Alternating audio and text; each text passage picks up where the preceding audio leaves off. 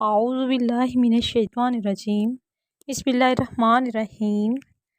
حضرت براء بن عازب سے روایت ہے، رسول اللہ صلی اللہ علیہ وسلم سے روایت کرتے ہیں کہ آپ نے ایک سلسلہ کلام میں مردہ کے سوال و جواب اور عالم برزخ یعنی قبر کے ثواب عذاب کا تذکرہ کرتے ہوئے فرمایا کہ اللہ کا مومن بندہ اس دنیا سے منتقل ہو کر جب عالم برزخ میں پہنچتا ہے یعنی قبر میں دفن کر دیا جاتا ہے تو اس کے پاس اللہ کے 2 فرشتے آتے ہیں۔ وہ اس کو بٹھاتے ہیں، پھر اس سے پوچھتے ہیں کہ تیرا رب کون ہے؟ وہ کہتا ہے کہ میرا رب اللہ ہے۔ پھر پوچھتے ہیں تیرا دین کیا ہے؟ وہ کہتا ہے کہ میرا دین اسلام ہے۔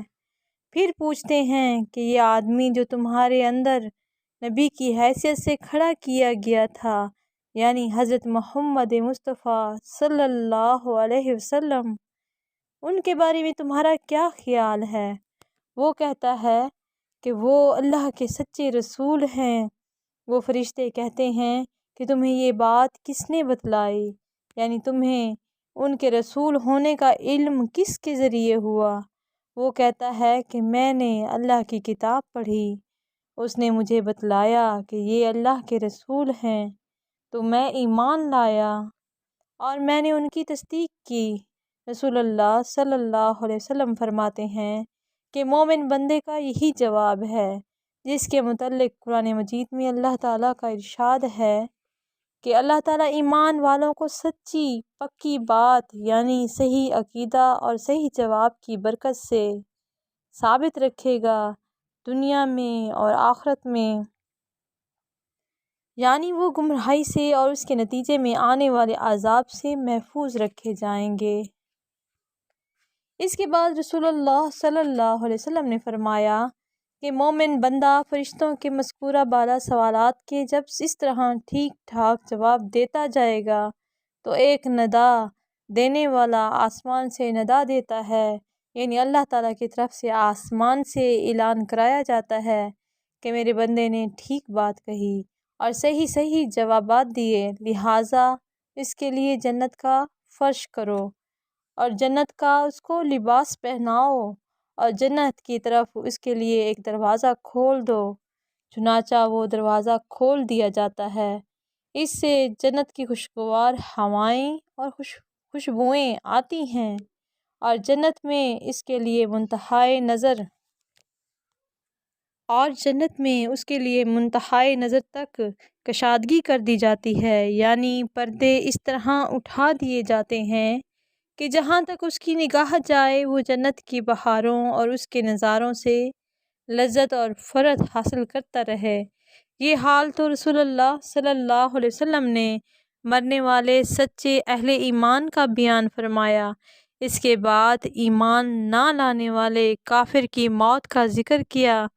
آپ نے فرمایا کہ مرنے کے بعد اس کی روح اس کے جسم میں لٹائی جاتی ہے اور اس کے پاس بھی 2 فرشتے آتے ہیں، وہ اس کو بٹھاتے ہیں اور اس سے بھی پوچھتے ہیں کہ تیرا رب کون؟ وہ خدا ناشناس کہتا ہے ہائے ہائے میں کچھ نہیں جانتا۔ پھر فرشتے اس سے پوچھتے ہیں کہ تیرا دین کیا تھا؟ وہ کہتا ہے کہ ہائے ہائے میں کچھ نہیں جانتا۔ پھر فرشتے اس سے کہتے ہیں کہ یہ آدمی جو تمہارے اندر بحیثیت نبوت کے نبی مبعوث ہوا تھا، تمہارا اس کے بارے میں کیا خیال تھا؟ وہ پھر بھی یہی کہتا ہے ہائے ہائے میں کچھ نہیں جانتا۔